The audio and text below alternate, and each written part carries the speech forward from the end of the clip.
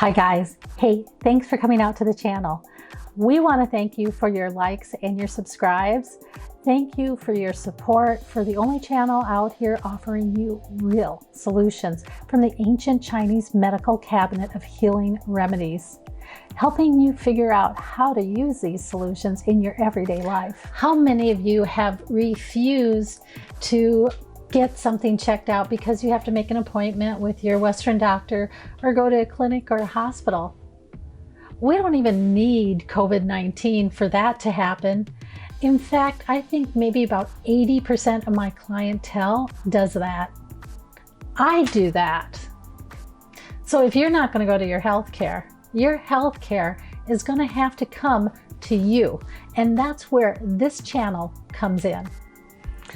Today, we're going to talk about how to apply the cups. And if you watched episode 1 of Chinese cups, you learned how to pick the perfect cupping set for at-home use. So if you've got your cupping set, let's learn how to use it. I'm going to go over 5 fundamental aspects of Chinese cupping. You're going to figure out how to use different pressure on different body tissues.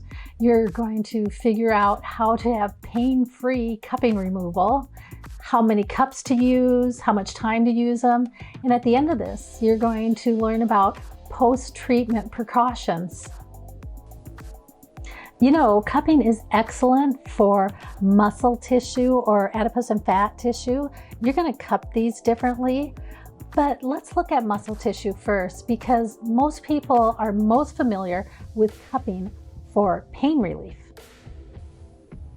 Ready, Kim? Yep, let's do it. For those of you with really thick, dense muscles from years of working out, finding a masseuse who can actually get into that and break it up is almost impossible.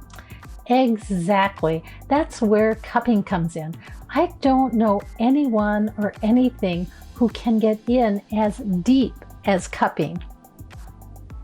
And you can't get in really deep on your first time because that would be super painful. But by about your third time, the cups should be pretty relaxing and pretty comfortable. Kim, there's a couple things that make muscle tissue great for cupping. Cupping pulls the tissue up into the cup. It stretches that muscle, allowing more oxygen to penetrate the tissue. So when you're looking for places to cup, look for the belly of the muscle. Yep, the belly of the muscle has the most flexibility to move with the cups. And compare this to the tendon or ligaments.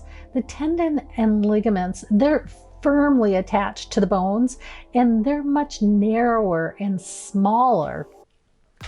When you go over a tendon or ligament, there is so much less flexibility in these tissues that it feels like you're trying to rip the tendon off of the bone. Ow, I hear ya. If you go to a professional who rolls those cups over the edge of your scapula, you're going to notice the difference in pain level right away. Muscles release more and more stiffness as you roll over them. Tendons and ligaments never do. So every time your professional goes over your scapula, over the edge of your scapula, you're going to notice that sharp pain, and it never gets any better. If you're using vacuum plastic cups, try 3 to 4 pumps. And then there's adipose or fat tissue, and that tissue has no real purpose. You are never going to be able to get cups on as tight on adipose tissue as you can on the muscle belly, because the tissue is just too loose and it has no defining structure. So on areas like the abdomen, try 1 to 2 pumps. What about the tearing sensation you get with plastic cups? How do you lessen that? Especially with plastic cups, they can be really bitey. Right. Kim, there are 2 tricks to removing vacuum plastic cups more comfortably. And the first is to use a light, thin layer of oil between the cups and the skin. And I say oil, not store-bought lotion, because store-bought lotion has wax in it. Wax has a tendency to roll up under the cups and it just doesn't work. It's not effective. So use something as simple as some oil you can find in your kitchen, like olive oil or like coconut oil.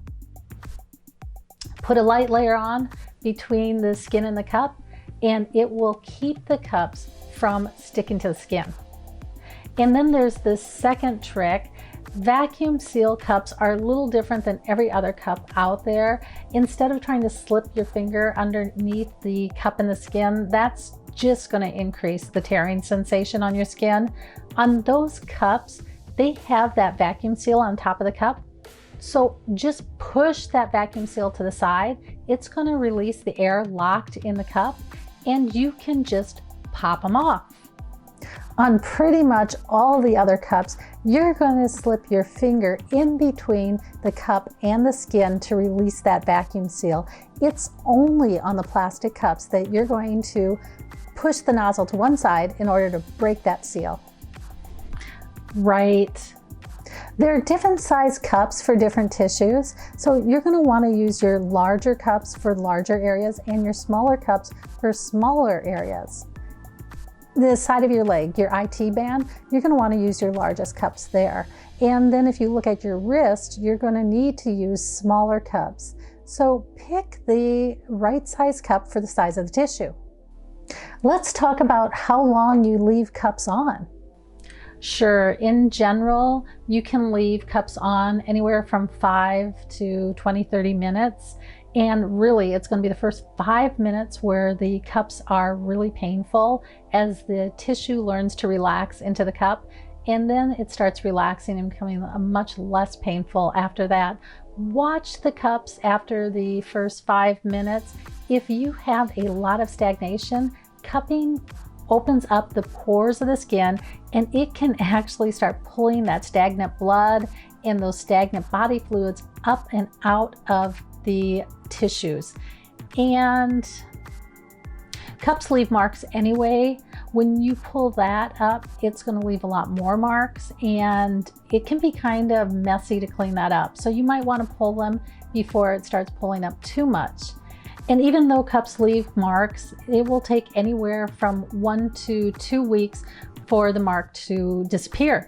And the mark's going to look like a bruise, but it's not going to act like a bruise at all. You can push on it, bump it into tables, and it just doesn't feel like a bruise.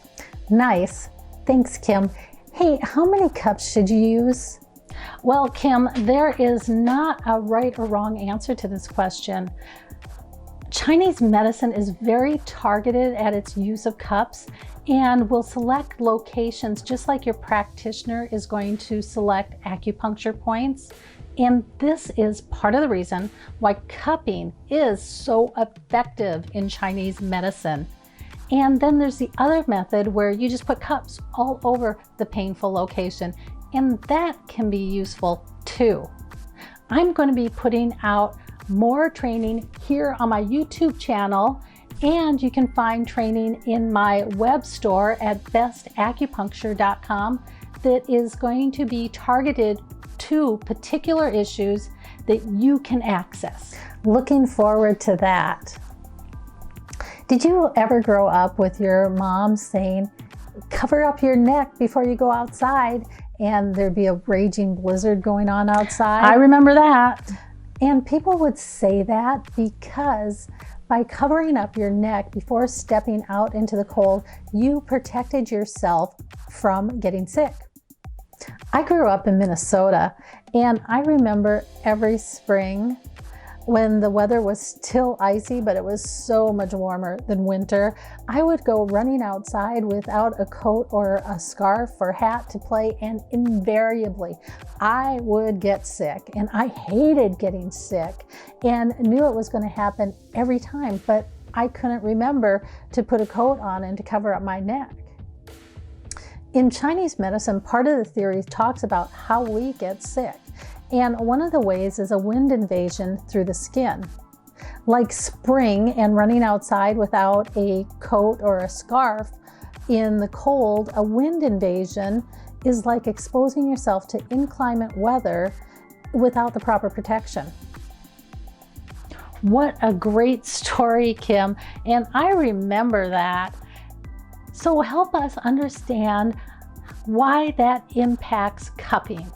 Kim, I'm glad you asked.